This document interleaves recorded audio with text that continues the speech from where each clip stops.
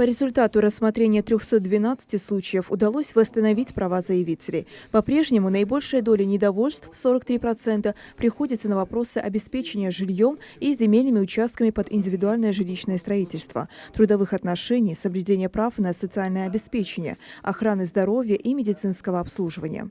25,3% заявлений связаны с нарушениями прав лиц, находящихся в местах принудительного содержания. По сравнению с предыдущим 2020 годом, статистика говорит о снижении их числа на 43%. Кроме того, прослеживается тенденция снижения количества жалоб на действия или бездействие сотрудников правоохранительных органов по сравнению с прошлыми годами. Для обеспечения прав граждан на охрану здоровья и медицинскую помощь Ибрагим Цычоев предложил правительству и Минздраву Ингушетии принять дополнительные меры по финансовому обеспечению в целях бесперебойного обеспечения лекарственными препаратами больных и приобретения медицинского оборудования в 2022 году для государственных учреждений здравоохранения республики в соответствии с потребностью, поскольку по данному вопросу претензии продолжают поступать. Махмуд Аликалиматов одобрил рекомендации омбудсмена, отметив, что статистика демонстрирует положительную динамику. По его мнению, это является показателем растущего качества работы всех ветвей власти. По сравнению с позапрошлым годом прослеживается уменьшение обращений граждан на 19%. По результату рассмотрения 312 обращений, это 34,5% права заявителей восстановлены.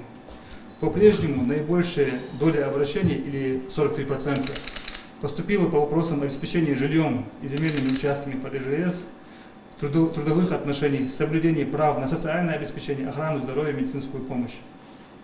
25,3% обращений связаны с нарушением прав лиц, находящихся в местах принудительного содержания. По сравнению с предыдущим 2020 годом статистика говорит о снижении числа жалоб на 43,1%.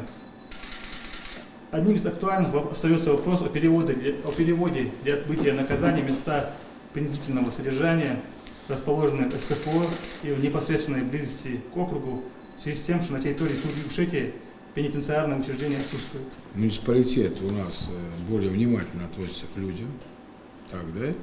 Да. Значит, и второе, значит, то же самое, и правительство, председатели, министры тоже, я так понимаю, если на 19%, это очень много.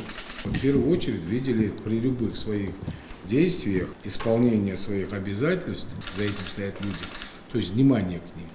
Поэтому в этой части, я думаю, что это уже показательно более-менее.